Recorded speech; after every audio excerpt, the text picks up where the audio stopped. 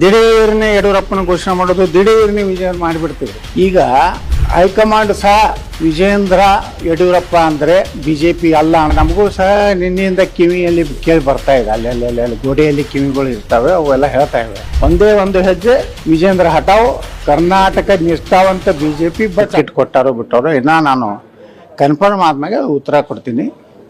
ಆದರೆ ನಮ್ಮದು ಅಷ್ಟೇ ವಿಚಾರ, ಯಾರು ದೇಶದ್ರೋಹಿ ಕೆಲಸ ಮಾಡೋಂಥವ್ರು ಕೊಡಬಾರ್ದು ಅಷ್ಟೇ. ಯಾರೇ ಇಲ್ಲ, ಅವ್ರು ಮುಸ್ಲಿಮರು ಇರಲಿ ಹಿಂದೂ ಇರಲಿ.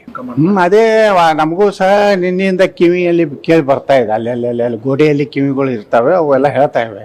ಹಿಂಗಾಗ್ಬೋದು ಅಂತ ನಾವು ಅದನ್ನೇ ನಿರೀಕ್ಷೆ ಮಾಡ್ತಾ ಇದ್ದೀವಿ. ಹೈಕಮಾಂಡು ಇವತ್ತು ಎಲ್ಲರ ವಿಚಾರಗಳನ್ನೇ ಕೇಳುವಂಥ ಒಂದು ಹಂತಕ್ಕೆ ನಾವು ಬಂದಿದ್ದೀವಿ. ಮೊದಲು ಹಂಗಿರಲಿಲ್ಲ.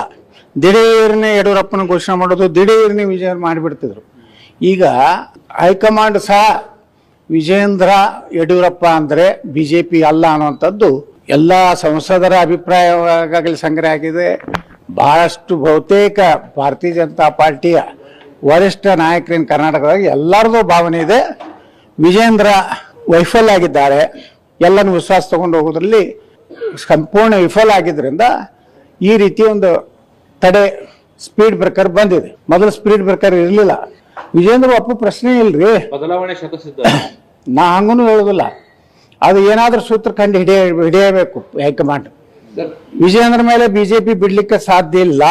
ಬಹಳ ಅವಮಾನಕಾರಿಯಾಗಿ ಲೋಕಸಭೆಯಲ್ಲಿ ಭಾರತೀಯ ಜನತಾ ಪಾರ್ಟಿ ಕರ್ನಾಟಕದಲ್ಲಿ ಸೋತಿದೆ. ಯಾವ ಲಿಂಗಾಯತರ ಪ್ರಾಬಲ್ಯ ಇರುವಂತಹ ಹೈದರಾಬಾದ್ ಕರ್ನಾಟಕದಲ್ಲಿ ಭಾರತೀಯ ಜನತಾ ಪಾರ್ಟಿ ಹೀನಾಯವಾಗಿ ಸೋಲಿಕ್ಕೆ ಕಾರಣ ವಿಜೇಂದ್ರ ನಾಯಕತ್ವ.